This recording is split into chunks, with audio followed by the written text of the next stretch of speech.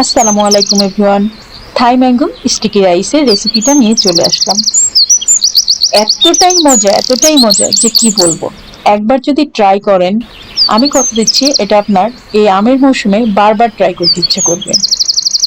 খুবই মজার একটা রেসিপি। এখন যেহেতু আমের মৌসুম আর চারিদিকে আমের মিষ্টি গন্ধে ভরপুর, তাই কেনই বা আমরা ম্যাঙ্গো স্টিকি রাইসটা খাবো না। আর আজকের রেসিপিটা খুবই সহজে আপনি তৈরি করতে পারবেন। আর হাতের কাছে যেসব উপকরণ থাকে সেগুলো দিয়েই কিন্তু আজকের স্টিকি রাইসটা আমি তৈরি করেছি। স্টিকি রাইসটা তৈরি করার জন্য আমি এখানে 1.5 কাপ পরিমাণ পোলাও চাল নিয়েছি। আমি এখানে চিনি গুঁড়া পোলাও চাল নিয়েছি। পোলাও চাল দিয়ে কিন্তু খুব সুন্দর করে স্টিকি রাইসটা রান্না করা যায়। এখানে আমি দিয়ে দিলাম 2 কাপ লিকুইড দুধ, গরুর দুধ। আর দিয়ে দিলাম হালকা একটু লবণ। মিষ্টি খাবারে একটু লবণ দিলে খুব বেশি ভালো লাগে। আর এখন দিয়ে দিচ্ছি কোকোনাট মিল্ক। এখানে কোকোনাট মিল্ক দিয়ে দিলাম মেজারমেন্ট কাপের 3/4 কাপ পরিমাণ, মানে 1 কাপের 4 ভাগের 3 ভাগ পরিমাণ। এখন দিয়ে দিব কনডেন্স মিল্ক। এখানে আমি 3 টেবিল চামচের মতো কনডেন্স মিল্ক দিয়েছি। আর দিয়ে দিব অল্প একটু চিনি। এখানে চিনিটা খুব বেশি দেওয়ার দরকার নেই, যেহেতু কনডেন্স মিল্ক দিয়েছি। তারপরে আমি বলছি যে যতটুকু মিষ্টি খেতে পছন্দ করেন সেই অনুসারে চিনিটা দিবেন।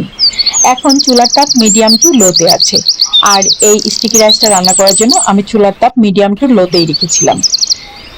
তো রান্না করতে মোটামুটি 15 থেকে 20 মিনিট সময় লাগবে। রাইসটা চুলার তাপমাত্রা থাকে মিডিয়াম টু লো। আর 2-3 মিনিট পর পর ঢাকনা খুলে একটু নেড়ে চেড়ে দিয়েছি আমি। আর ঢাকনা যে ছিদ্রটা আছে সেটা কিন্তু আমি একটা টিস্যু পেপার দিয়ে বন্ধ করে দিয়েছিলাম। আর আমার স্টিকি রাইসটা দেখেন এই পর্যায়ে এসেছে ঠিক 20 মিনিট পরে। আর আমি এভাবেই ঢেকে রেখে দিব, একেবারে গরম অবস্থাতে ঢেকে রেখে দিব। এখন আমি কোকোনাট সসটা তৈরি করে নিব। কোকোনাট মিল্কের যে সসটা সেটা তৈরি করে নিব।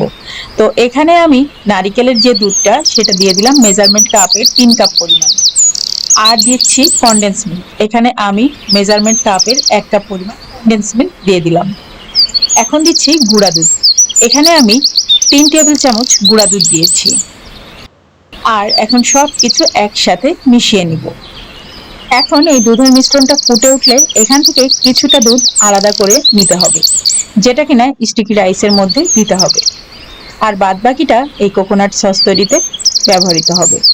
তো যখন এই কোকোনাট মিল্কটা ফুটে উঠেছে, তখন এখান থেকে আমি মেজারমেন্ট কাপের প্রায় 3/4 কাপ পরিমাণ মিল্ক এখান থেকে নিয়ে স্টিকি রাইসের মধ্যে দিয়ে দিচ্ছি। এই গরম গরম ধোয়া ওঠা দুধটাকেই দিতে হবে। আর এরপরে আমি আবারও ঢাকনা দিয়ে ঢেকে এটাকে রেখে দিব মিনিমাম আধা ঘন্টার জন্য। তো এভাবে নেড়ে চেড়ে একটু মিশিয়ে দিচ্ছি।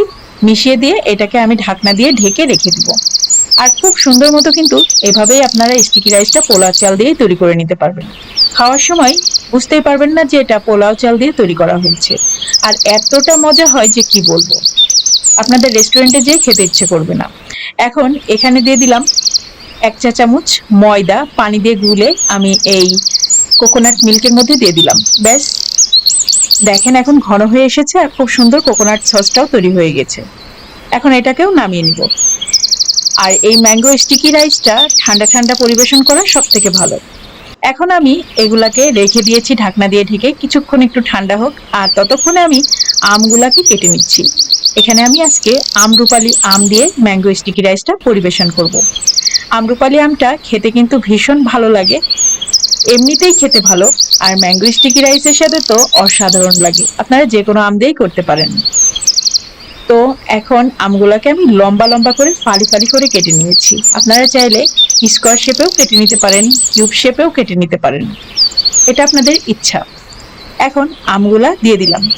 প্লেটের মধ্যে আমি ম্যাঙ্গো স্টিকি রাইসটাও নিয়ে নিয়েছি।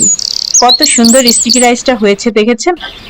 এখন আমগুলাকে নেয়ার পরে এরপরে আমি এখানে যে সসটা তৈরি করে রেখেছি সেই সসটা দিব। এই খাবারটা ঠান্ডা ঠান্ডা খেতে সব থেকে বেশি মজা লাগে। এই কোকোনাট মিল্কের সসটা এত বেশি মজা হয় যে কি বলবো। আমার বাচ্চারা ভীষণ পছন্দ করেছিল এবং আমার হাজবেন্ডও খুব পছন্দ করেছিল। কেউ বুঝতেই পারিনি যে এটা হচ্ছে পোলাও চাল দিয়ে তৈরি করেছি। আর এতটা মজা হয়েছে যে রেস্টুরেন্টের স্বাদকে হার মানাবে। ঘরে তৈরি যে কোনো খাবার বাইরে তৈরি যে কোনো খাবারের থেকে অনেক অনেক বেশি ভালো বলে আমি মনে করি। আর দেখেন সসটা কতটা সুন্দর হয়েছে। একেবারে ঠান্ডা ঠান্ডা পরিবেশন করলে এটা খেতে আরো বেশি দুর্দান্ত লাগে। আমি আপনাদেরকে দেখানোর জন্য একটু ঠান্ডা হওয়ার পরেই এটাকে পরিবেশন করেছি।